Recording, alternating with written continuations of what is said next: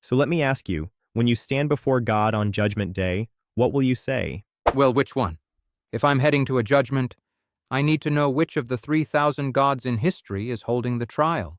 Is it Zeus, Osiris, or the God of Abraham? Because that's going to get very confusing. Do you get paid to disagree with religions? That's a fun one. No, there's no big atheism corporation cutting me checks. My motivation is just curiosity. What's the logic behind your worldview? It's simple, really. Demand evidence, test every idea, and be willing to be wrong. It's the same logic science uses to get to the truth. I'm Dr. Brian. I'm a scientist, and what you just saw is a little experiment. We invited people to ask their toughest questions about faith, meaning, and God, and I'm going to answer them using reason and evidence, not dogma. If that sounds interesting to you, do me a quick favor and hit that like button. It really helps get this conversation out there. Without God, where does your morality come from? What stops you from doing bad things? I get this one all the time. My morality comes from the same place yours does. Evolution. We are social animals. Our survival depended on cooperation, empathy, and fairness. These aren't divine commands. They're ancient survival strategies. I don't hurt people for the same reason you don't. I can imagine how they would feel. That empathy is what stops me, not fear of cosmic payback. What about all the miracles? There are thousands of documented cases. Science can't explain everything.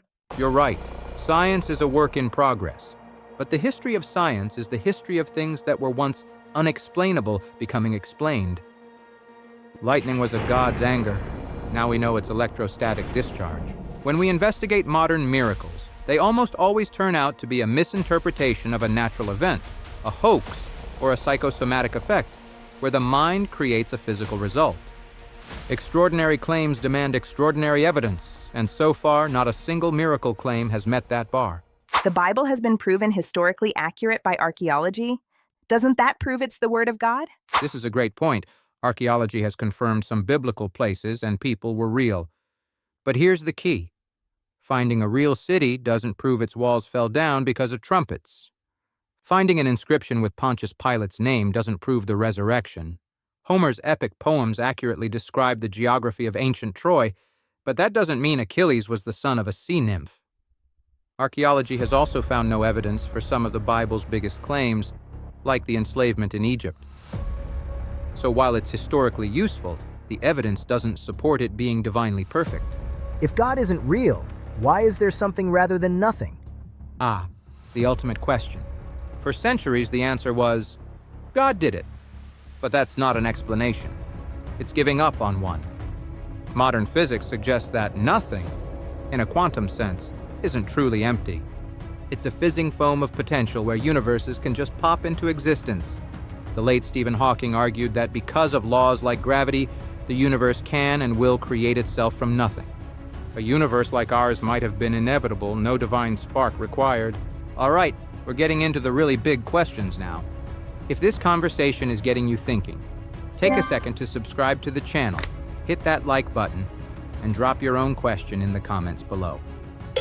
It tells the algorithm these conversations are important and helps more people find them. Now back to the hot seat. Scientists talk about the fine-tuning of the universe. The laws of physics are so precisely balanced for life to exist. Isn't that the strongest evidence for a designer? The fine-tuning argument is a good one. The universe really does look like a setup, but jumping to designer ignores a much simpler idea, the multiverse. If our universe is just one of trillions, each with random physical laws, it's not surprising that at least one would have the right settings for life. It's statistically inevitable. We find ourselves in a universe that can support us for the same reason a fish finds itself in water.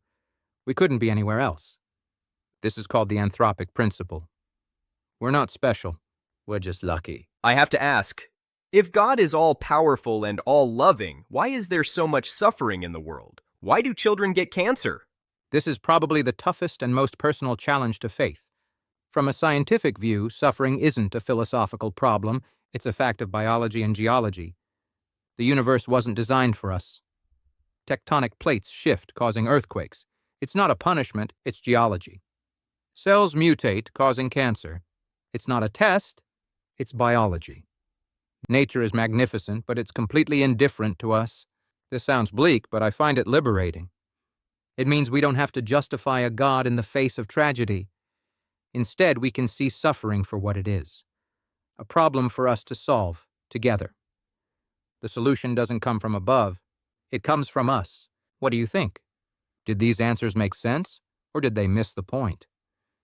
This is a conversation, so I want to hear from you. Leave your own questions and arguments in the comments below. And if you've watched this far and still haven't liked or subscribed, I'm starting to question if you're even human. Kidding, mostly. Thanks for watching.